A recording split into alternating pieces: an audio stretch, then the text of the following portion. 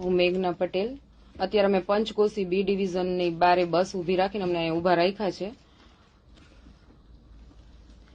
ધ્રુતિ પટેલ, સેજલ પટેલ, પછી અમારા ઘરના મેમ્બર છે. હવે એવો અમને જે રીતના અટકાયત કરી હતી એ મુજબ અમને જેતપુર મામલતદારે અમને જામીન આપી દીધા છે. તો આ લોકો અમને જામનગર મૂકવા આવ્યા છે. હવે જામનગર મૂકવા આવ્યા છે તો અત્યારે 1 કલાકથી પંચકોશી બી ડિવિઝનની બહાર આ બસ ઊભી છે અને એ લોકો હવે શું દસ્તાવેજી કાગળિયા કરે છે અમને ખબર નથી. બરાબર.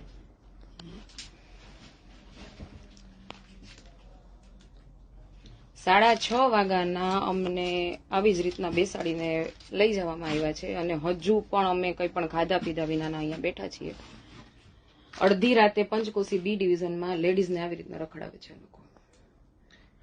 મને નથી ખબર કે સ્ત્રીની અસ્મિતા કે શું કહેવાય. ખોડલધામથી જે રીતના અમને આ રીતના અટકાયત કરવામાં આવી, અમે ઈ શિરોમાન્ય કરીને આગળ જ અમારે એકદમ અમે કોઓપરેટ કરીએ છીએ. ક્યાંય પણ અમે એવી એક નારી સમાજને કે કોઈ આપણા સમાજને કોઈ લાંછન લાગે એવું અમે કોઈ વસ્તુ કરી નથી. અમે કાંઈ અમે કહેવાય ને કે અમને જે લખાવવામાં આવ્યું છે ને એવું અમે કાંઈ કર્યું નથી. એવું આ પોલીસે લખ્યું છે ને બધું લખ્યું છે. તેમ છતાંય અમે એને કોઓપરેટ થયા છીએ.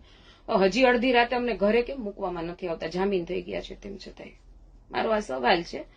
બાકી જે લોકો પણ મને આજે સોશિયલ મીડિયાના માધ્યમથી જોવે છે એ લોકોને મારે એટલું જ કહેવાનું થાય છે કે હવે તો અમારા પરિવાર પર પોલીસ બ્રુટાલિટી બંધ કરો, તો સમાજ જાગશે કે નહીં જાગે.